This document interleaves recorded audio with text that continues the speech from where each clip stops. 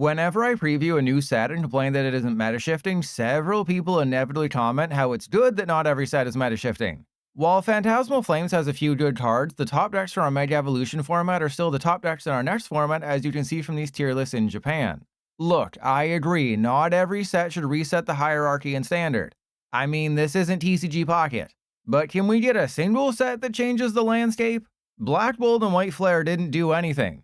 And while Lunatone and Solrock have outperformed even the loftiest of expectations, none of the new Mega Evolution base set decks are higher than B tier, with Alakazam and Mega Lucario leading the way. All of this is a long-winded way of saying that Phantasmal Flames keeps things pretty much the same. When it fully releases on November 13th, there will be some good support cards to add to existing lists, but the top tier decks will likely remain the same as they've been for most of 2025.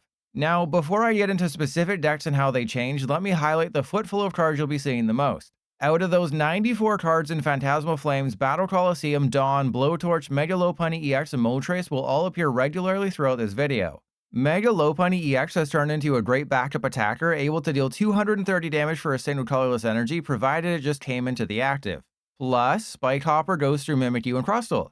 Not only that, its lack of ability means Cornerstone Masked Ogerpon is an easy 2 prizes. Just like Lopunny, Moltres is another splashable attacker that helps out multiple decks, except this time even more so. For a single Fire Energy, Moltres hits the X's for 110 damage. Or if they try to get cute with a Badoo, that's also bodied by the bird. Them's Fighting Wings already KOs a Teal Masked Ogerpon through weakness. Slap a Brave Bangle on it, now Gholdengo's down for the count. And in other matchups, it's a single prizer who hits the X's for 110 or 140, softening them up like what happens to me at 5 PM when For the Win doesn't upload.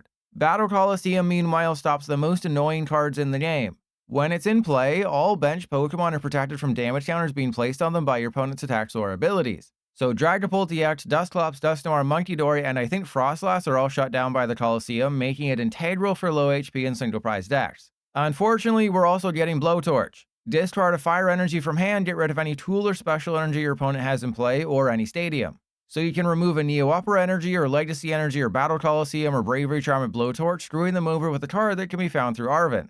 And finally, Dawn. No, not that Dawn, this Dawn.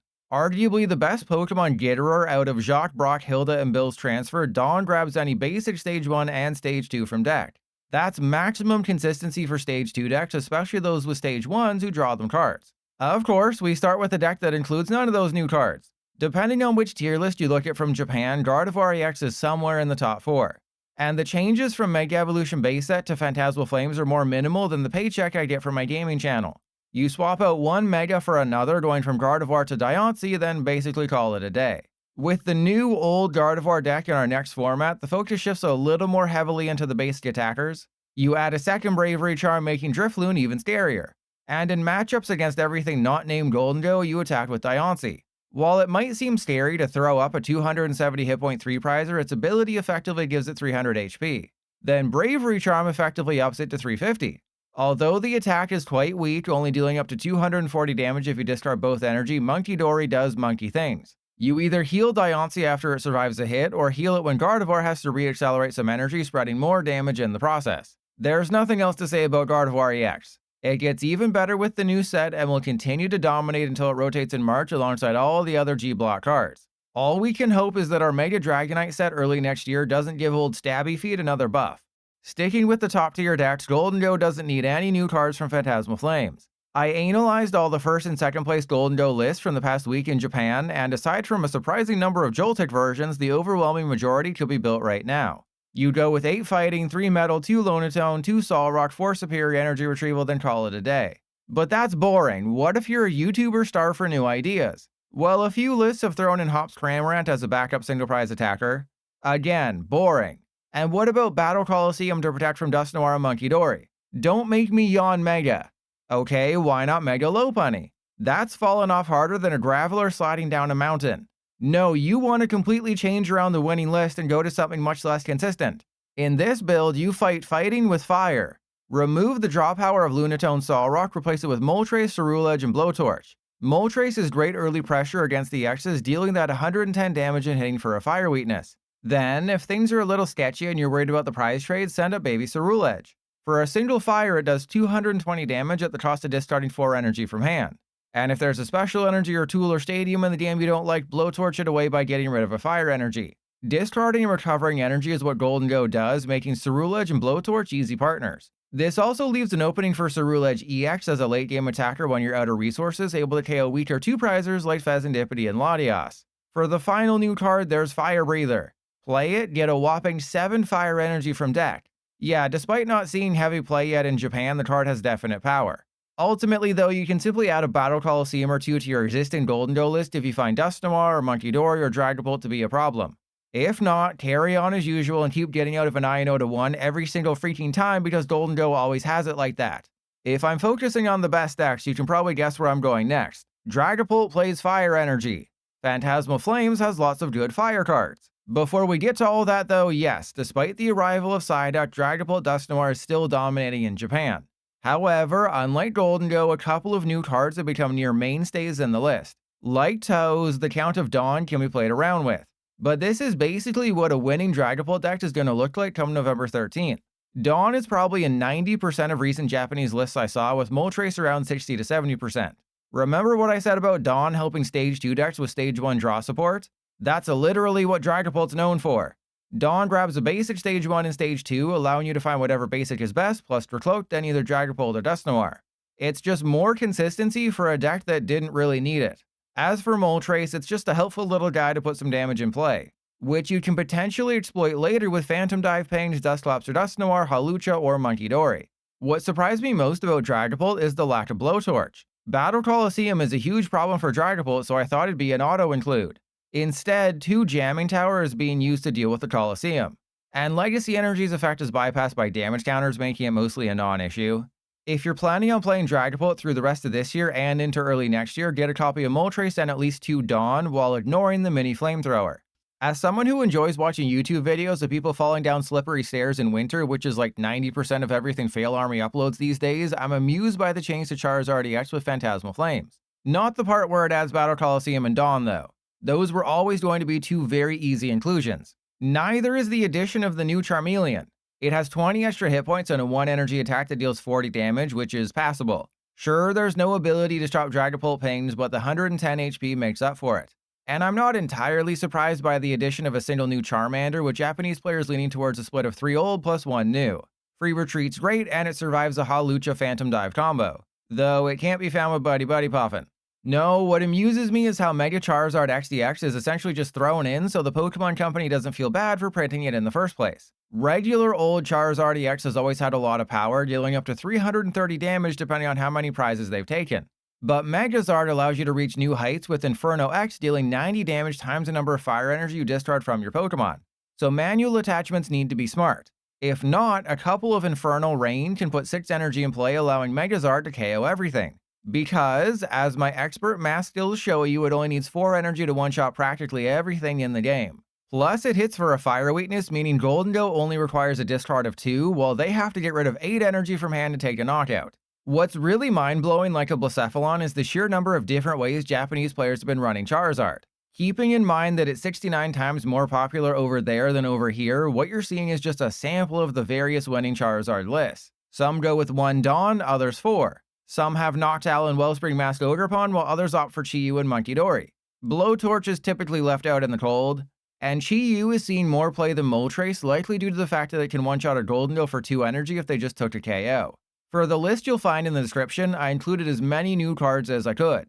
So there's Dawn, Charmander, Charmeleon, Battle Coliseum, Mega Charizard, Moltres, and even Oricorio EX. The best thing I can say about Charizard in the 5 months ahead of its rotation in March is that there's like 5 or 6 different ways to play it, and all of them have a good amount of power. Speaking of, that copy of Oricorio. Obviously, just 1 copy means you're susceptible to pricing issues, but since when has anyone ever been screwed over by pricing on TCG Live? The Oricorio version allows you to be a bit more careless when it comes to energy attachments, because so long as Megazard's in play, Oricorio can accelerate all fire energy from hand to your bench fire Pokemon. But what if you want a Mega in your Charizard deck not named Charizard? That's where Lopunny comes in. Remember that Charizard wants your opponent to take prizes. So early on, you KO a weak 2-prizer with Mega Lopunny, who does that 230 damage if it just switched into the active. They take 3 prizes in return, now Charizard's dealing 270. Or 320 with maximum belt attached. It also opens up the option to add Fan Rotom to find not only Baneri, but Pidgey and Pidgeotto as well.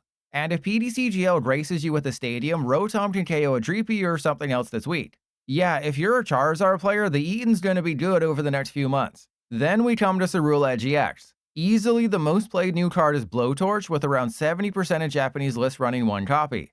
Not only does it get another energy in the discard pile, it can get rid of a Bravery Charm or Hero's Cape or Legacy Energy or Neo Upper Energy.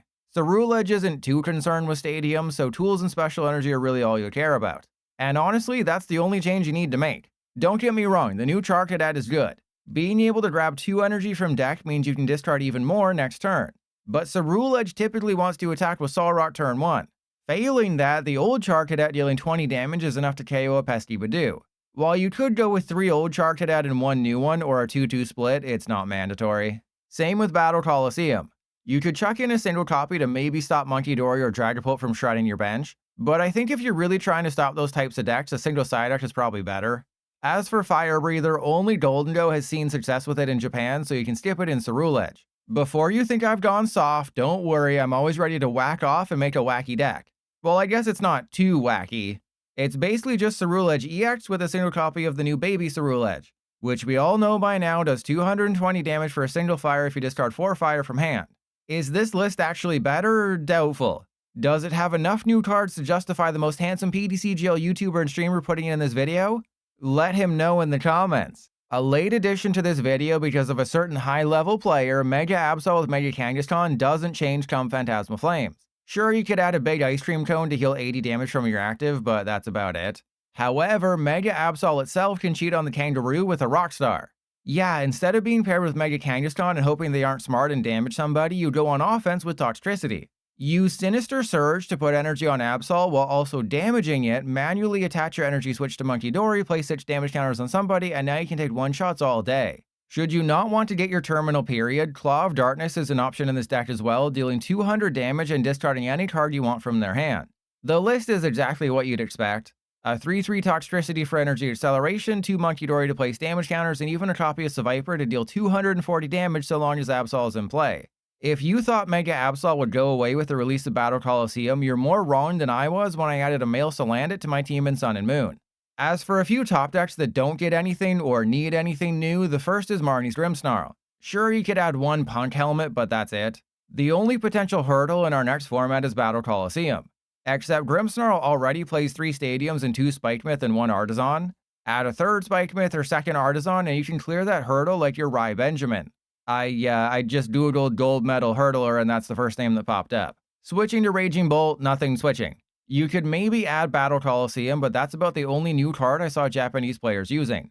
Also, while it's not universal, most Cynthia's Garchomp lists have added 2 copies of Battle Coliseum to protect the bench. For Mega Lucario, the Coliseum isn't as widely used, though a single copy couldn't hurt. Because this video has already gone on long enough, let me rapid fire some changes at ya.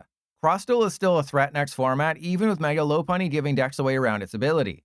Attach Luxurious Cape, now it survives the Spike Hopper. Get 3 energy on Crustle, now you can heal 80 damage by feeding it a Jumbo Ice Cream Cone. While Alakazam may be the sexier single prize pick, Typhlosion's still one of the premier non-EX decks. You don't need Dawn because that's what Ethan's Adventure is, but at least 1 Battle Coliseum is a must. You could include 1 Moltres as an OK backup attacker, though more Japanese players are leaning towards pairing Typhlosion with Charizard EX. For the first time this year, I'm not going to pretend like our Chaladon is improved with the latest set. Battle Coliseum is a huge problem for Munkidori, so 3 Stadiums is a must, be it Artisan, Risky Ruins, or a combination. Once you've done that, Jumbo Ice Cream could be a fun 1-of for healing. Otherwise, I guess you could try 1 copy each of the new Duraludon and Archaladon. Paired with Relicanth, Duraludon gives you a guaranteed energy discard from their active, though you only deal 70 damage. The new Archaladon, meanwhile, walls basic heavy decks. Get the baby bridge in play, clear the field of everyone else, and Raging Bolt users will concede. Overall, though, Archaladon in our next format doesn't feel nearly as good as squishing smooth peanut butter between your toes. A deck I'm surprised hasn't done much of anything in Japan is Roaring Moon EX with Toxtricity. I understand that Angry Salamence has access to Sada's Vitality, Janine's Secret Full Art, which sadly involves Socks and Energy Switch, but you can't have access to Toxtricity and not want to use it. This opens up the possibility of Lilies as your supporter for most turns, plus Munkidori to heal and spread the damage Toxtricity incurs. Plus, with all these 3 prize megas running around, how can you not be excited about a 1-hit KO move? Refocusing a little bit, the best thing about Alakazam is being able to Enriching Energy into Dunsparce, draw 4, then shuffle both back into the deck and do it all over again next turn. Except you had to throw Xatu into that mix, adding yet another evolution line. Phantasmal Flames, or I guess the Mega Diancie deck on October 23rd, gives us Wondrous Patch, fixing that issue. Now instead of needing Xatu or the experience share that gets blocked by stupid Jamming Tower, you run a couple of Wondrous Patch. This way you can accelerate a discarded Psychic to a bench Psychic type, save your manual attachment for the Dunsparce, and see 4 more cards each turn. The list also adds Dawn because Dawn's insane in any Stage 2 deck, especially those with supplementary card draw and Battle Coliseum to protect your weak bench Pokemon. Obviously, if you get off to a rough start, Alakazam will seem terrible, but I looked at several first and second place lists from Japan, and it's clear that so long as PTCGL doesn't screw you over, this will continue to be arguably the best single prize deck in Standard. Something we all take for granted about cards releasing months earlier in Japan is that they do a lot of the legwork for us. It seemed like Wondrous Patch would be a perfect fit for Slowking. Well, after less than stellar results, they've determined nope, just stick with the good old Xatu Jet Energy combo. While some will argue that I'm wrong about Mega Venusaur EX, I'm not. You can't dispute that I was correct about Team Rocket's Mewtwo EX. At first, it had a lot of promise, like what Sam made to Gandalf. But then it came out and we all realized it sucked. Wondrous Patch doesn't miraculously make it playable, mostly due to the fact that Mewtwo still can't deal more than 280 damage, but it does make attacking with a Razor Ball quicker and easier. Instead of relying on Spide Ops plus an Energy Switch, now you can just Wondrous Patch to Mewtwo, retreat your active Mimikyu, and start going to town. Plus, Mimikyu can copy their active Terra's attacks a lot easier as well. Now we come to the part of the video where I give some underappreciated decks some love, just like what I do with the single moms during Parent-Teacher Night. Seismitoad seemed like it could be playable when it launched this summer, except it proved to be missing something. Like, say, a 4th rounder who can help boost its damage. Enter Wigglytuff, who is more oblong than round. Now, for an ignition or reversal, Seismitoad can reach 350 damage provided 5-year Pokemon in play have the round attack. This does mean you only have one bench spot left for something like Psyduck or Fezandipiti, so it's still very much a road deck, but like a slightly more playable road deck. While the lack of a fighting or dark Rotom is still disappointing, I wouldn't mind motorboating this deck on Phantasmal Flames. Gadget Show does 30 damage times the number of tools attached to all of your Pokemon. Thanks to Rotom EX, every single Pokemon with Rotom in its name can have 2 tools attached. So now getting it up to 300 damage doesn't require the Stage 1 Reviroom EX. Just load up on Air Balloon, Bravery Charm for your weak as hell Rotom EX, Brave Bangle, Experience Share, and Counter Gain. Now all of a sudden you have a deck that can beat Gholdengo, Ceruledge, Charizard, and probably Raging Bolt if they don't gust every single turn. As a reminder, the Mega Gengar and Mega Diancie decks are out on October 23rd in Pokemon TCG Live, barring any tomfoolery from the dev. So roughly 20% of Phantasmal Flames cards will be available before the full launch on November 13th, meaning we'll have this weird in-between format for 3 weeks before getting the actual format. Then, depending on how big the inevitable January special set featuring Mega Dragonite is, this could effectively be our meta until rotation in March. Or to put it another way, Phantasmal Flames could be a 4-month format with maybe a few impactful cards sprinkled in January. I'm sure I left out some deck combos, so feel free to leave any wacky ideas in the comments. Otherwise, make sure you're subscribed so I can lord over other YouTubers with a smaller number. Also, so you can see how these decks perform beginning on the 23rd.